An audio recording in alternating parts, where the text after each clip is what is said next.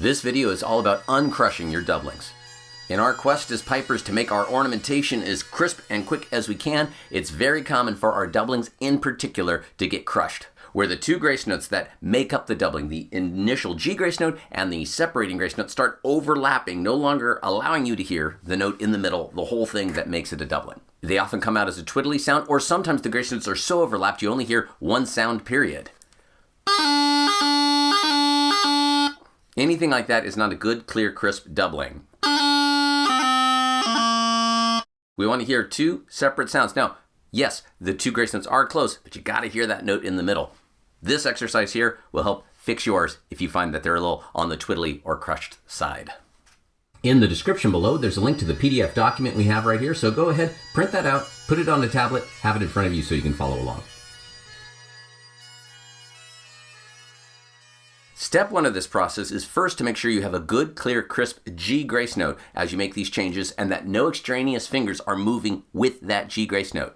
A common one, say going from B to C, would be as you lift to go to the C, you lift the grace note, the middle, but some people have that bottom pointer come along for the ride too, and that's an extraneous motion we don't need.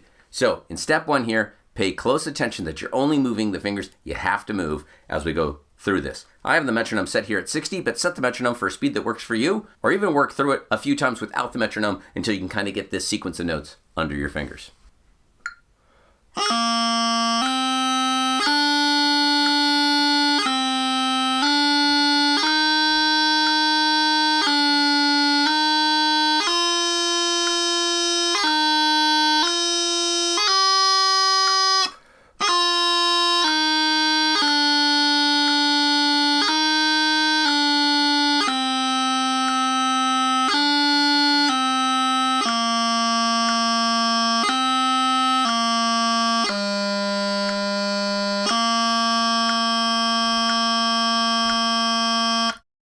When you can do that successfully, time to move on to part two. I wanted to give a quick shout out to the members of my Patreon community. You'll see their names scrolling up. These are folks that contribute to the channel monthly. I'd love to add your name to this list. The support is incredible. It makes these videos possible. So thank you guys so much. In part two, we're taking the G grace note away now and focusing only on the grace note that separates the note into two. For low G, A, B, and C, that's going to be a D grace note. For D, it's going to be an E grace note. For E, it's going to be an F grace note, the middle finger.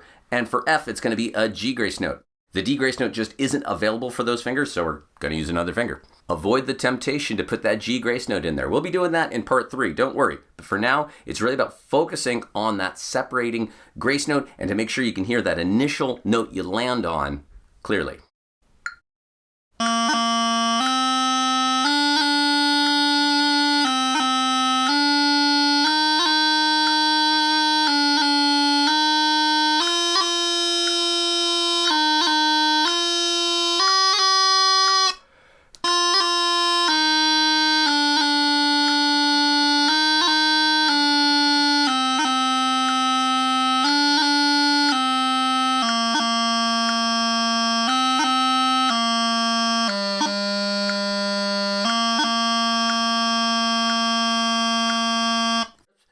Make sure that separating grace note is good and crisp, not overly tall and bloopy. We don't want that. Nice, good, clean, crisp. It's more about a good, sharp lowering of the finger. That's going to help get you the sound you're wanting out of your grace notes. This is the meat and potatoes of this exercise right here, people. So take your time, get this under control. Make sure you're using the correct grace note on each one of these, and that you can hear that initial note and a good crisp grace note. When you can do that reliably, move on to exercise 3. If you want a more personalized instruction, I do give Skype and online lessons. Go ahead and head over to www.commandyourbagpipe.com or email me at the address you see here, and we'll get you going. I'm working with folks from all over the planet. I hope to work with you soon. The third part of this exercise is just combining parts 1 and 2, the G grace note along with the separating grace note, but we're going to have them ever so slightly more open than they would be in a final doubling. We want to make sure that we can hear that note in the middle between the grace notes. That is what goes away in a crushed or twiddled doubling.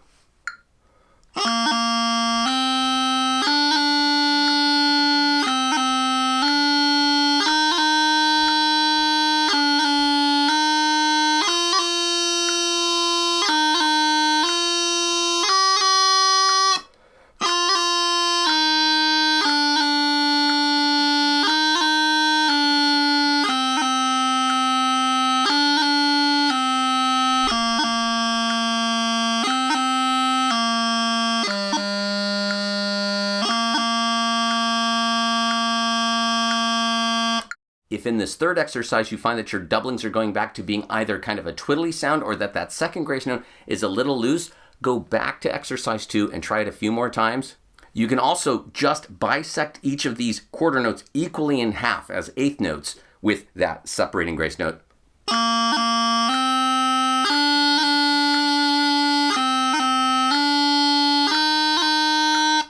So on and so forth. Now that, again, is far more open than we're going to want our doublings to be eventually, but it can be a useful exercise for those with particularly crushed doublings. But I would say, if possible, start with this. See if you can't get your doublings under control with these methods, but there's another option for you if you wanted to give it a go. I also have a line of bagpipe themed merchandise like this prescription bagpipe mug, as well as this awesome Highland bagpipe embellishment timing tree poster right here, which has all of the basic bagpipe embellishments in one poster, how they're played, how they're timed, all in one handsome looking graphic. But there's also t-shirts and hoodies and other themed bagpipe stuff, so go check out that and let the world know that you command your bagpipe. The fourth part of this exercise is actually playing them as doublings. We want them nice and crisp, but again, we want to make sure that we can hear that note in the middle between the two grace notes each time.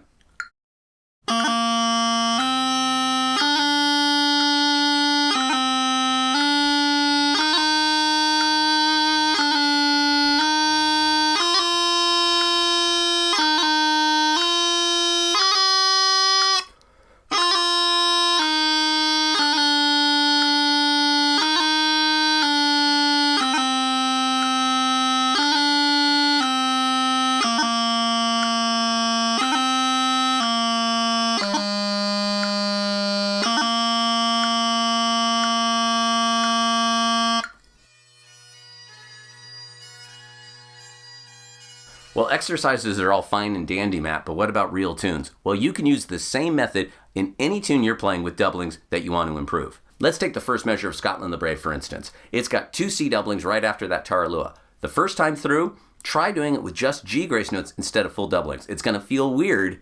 Make sure you're not moving that bottom pointer finger as you play that G grace note as well. But something like, with just those G grace notes. When you can do that, go to step 2 of the exercise in that measure, take the G grace note out and play just the D grace note, separating the C's into 2.